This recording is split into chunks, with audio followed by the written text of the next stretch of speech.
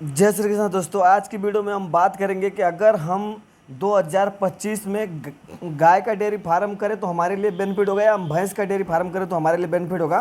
तो आज मैं पूरे हिसाब किताब जो भी इसका डेयरी का कैलकुलेशन है, सारी चीज़ों मैं इस वीडियो में आप लोगों को समझाने वाला हूँ।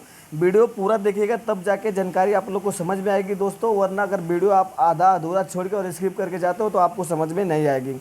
दोस्तों ये बहुत से लोगों के मन में होता है कि हम डेयरी फार्म करें या ना करें, क्योंकि 2025 में डेयरी फार्म करना अभी काफ़ी क्रिटिकल काम हो गया है, क्योंकि जो हमारा फीड का कॉस्ट है वो भी बढ़ गया है, जो हमारा सूखा चारा है वो भी बढ़ गया है, और जो हमारा हरा चारा कॉस्ट है वो भी बढ़ गया है। मिनरल मिक्सचर होने दो, कैल्शियम होने दो, यानी कि हम जो अपने गाय और भैंसों को खिलाते थे सारी चीज़ें की जो कॉस्ट है वो काफ़ी बढ़ चुकी है। तो अभी के टाइम में क्या है कि 2025 में हमारा डेयरी फार्म काफ़ी मुश्किल हो गया है, जिसके कारण बहुत सी डेयरियाँ बंद हो रही है। तो हम 2025 में किसका डेयरी फार्म करें तो हमें बेनिफिट ज़्यादा होगा, अगर हम गाय का डेयरी फार्म कर रहे हैं या भैंस का।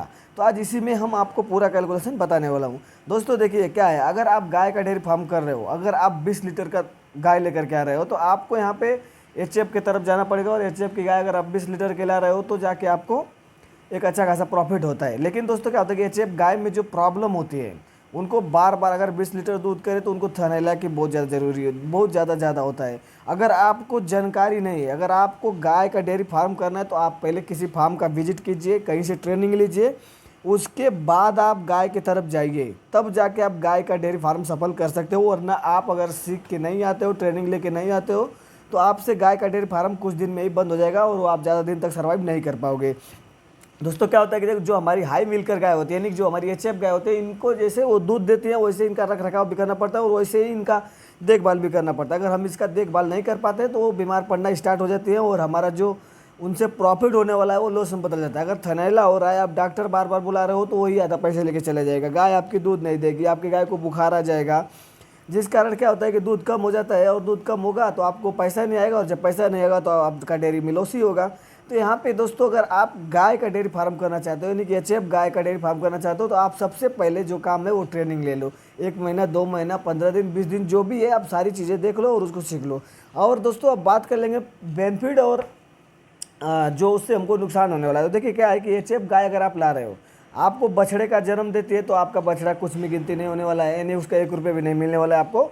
अगर आपकी गाय बछिया दे देती है, आप बछिया तैयार करते हो, तो उसका कॉस्ट अलग है और उसका एक प्रॉफिट आपका आगे जाके अलग होगा।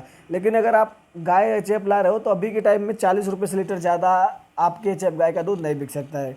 800 रुपये की दूध देगी। अगर खर्च की बात करें तो अगर 20 लीटर दूध दे रहे हो तो 8 से 9 केजी उसको दाना चाहिए। अगर 9 केजी दाना भी आप दे रहे हो तो आप जोड़ सकते हो 30 के हिसाब से आपको लगभग 270 रुपये का दाना हो जाएगा, 50 रुपये का सूखा हो जाएगा, यानी कि 320 हो जाएगा। और उसके बाद हरा चारा कॉस्ट भी अगर उसमें जोड़ लेते हो, और फिर आप जोड़ लेते हो इसका मिनरल मिक्सचर, कैल्शियम, सब टोटल पकड़ते हो, तो लगभग आपका जो कॉस्ट है वो 350-400 रुपये के आसपास चला जाएगा।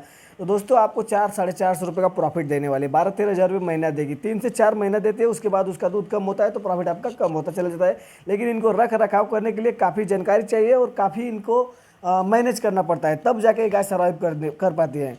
अब दोस्तों हम बात कर लेते हैं कि अगर हम भैंस के डेयरी फार्म करें तो उसमें हमको क्या प्लस पॉइंट है। दोस्तों अगर आप मिनिमम 10 लीटर दूध वाली भैंस लेकर के आते हो, ताकि उसका 12 लीटर दूध होना चाहिए, 2 लीटर उसके बच्चे के लिए छोड़ रहे हो, 10 लीटर दूध भी आपको भैंस से मिल रहा है, तो आप 60 रुपये लीटर दूध बेच सकते हो। आपको लगभग 600 रुपये आने वाला है।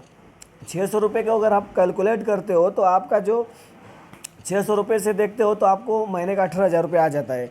लेकिन दोस्तों अब भैंस के खर्च की बात करेंगे तो अगर 4 केजी दूध 10 केजी दूध दे रहे हैं तो आप उसको 4 केजी दाना में रख सकते हो, क्योंकि भैंसों को ज़्यादा रख रखाव पे ध्यान नहीं देना पड़ता। उसका खान पान अगर अच्छा रख रहे हो तो भैंस सर्वाइव कर जाती है। क्योंकि हमारे पास जो पहले इससे भैंस थी, आज से 1.5 साल, 2 साल, 3 साल पहले हमारी जो भैंसें थी वो भैंसें 5 से 6 केजी दूध देती थी, और हम उसको खिलाते क्या थे, सिर्फ हरा चारा और सूखा चारा, बस यही खिला के हम उनसे 5-6 किलो दूध ले लेते और भैंस का हेल्थ भी अच्छा होता था। तो काफ़ी ये सिर्फ हरा चारा खा के ही वो भैंस दूध दे देती थी, हम उसको अनाज भी नहीं देते थे। तो आपके अगर 10 केजी दूध दे रहे भैंस तो उसको 4 केजी दाना बहुत होता है। बहुत से लोग बताते हैं 5 केजी देना चाहिए, बॉडी वेट के हिसाब से देना चाहिए। आप रख करके देखो, आप अगर बढ़िया क्वालिटी का उसको 4 केजी दाना दो और 10 केजी दूध लो, उस भैंस का हेल्थ भी देखो। हाँ, लेकिन उसको हरा चारा भर मात्रा में दो, भरपूर मात्रा में दो। हरा चारा से ही भैंसों का जो बॉडी स्ट्रक्चर, यानी कि जो भी कुछ होता है उनका सारा उससे मैनेज होता है। तो हरा चारा पे आप ज़्यादा फोकस कीजिए। तो दोस्तों इस तरह से क्या होगा कि आपकी जो भैंस है, अगर 10 लीटर दूध वाली भैंस लेकर के आओ तो आपको एक साल में वो 1,10,000 से 1,15,000 के आसपास की दूध देगी। आपका जो फीड कॉस्ट आने वाला है वो लगभग 25 से 30,000 आने वाला है। अगर आपके पास सूखा चारा नहीं है तो 10,000 रुपये सूखा चारा का भी जोड़ लो, पूरे साल का बता रहा हूँ मैं। तो लगभग आपका जो कॉस्ट पूरा भैंस को खिलाने के एक साल में आने वाला है वो 40,000 रुपये आने वाला है। अब 40,000 रुपये का कॉस्ट आएगा। बहुत से लोग भाई बोलेंगे कि 40,000 कैसे आएगा, तो मैं इस पर पूरा अच्छे से लिख करके पूरा उसका कैलकुलेशन आप लोग को समझा दूंगा। अगर इस वीडियो को आप लोग देखते हो और ज़्यादा पसंद करते हो और इस पर कमेंट करते हो तो मैं पूरा वो भैंसों का कैलकुलेशन लिख के बता दूंगा कि किस महीने में उसको कितना खिलाएंगे, कितना दूध आएगा, तो कितना हमको प्रॉफिट होगा। लेकिन मैं आप लोग को एक नॉर्मल बता रहा हूँ जो अभी मेरा अनुभव है, जिस मैं 2 साल 2.5 साल से देख रहा हूँ। तो लगभग आप मान के चलिए कि 1,15,000 में से अगर 40,000 माइनस कर देते हो तो भी आपको 75,000 रुपये बचता है। एक साल बाद अगर आपका मेल फीमेल भैंस में दोनों में से कौन सा भी होने तो वो आपका सेल अच्छे से हो जाएगा 15,000 रुपये में। अगर 15,000 रुपये में सेल होता है तो 75 प्लस आप जोड़ लो तो 90,000, यानी कि एक भैंस अगर 10 लीटर वाली है तो आपको पूरे एक साल में कैसे भी करके 90,000 रुपया वो दे देगी।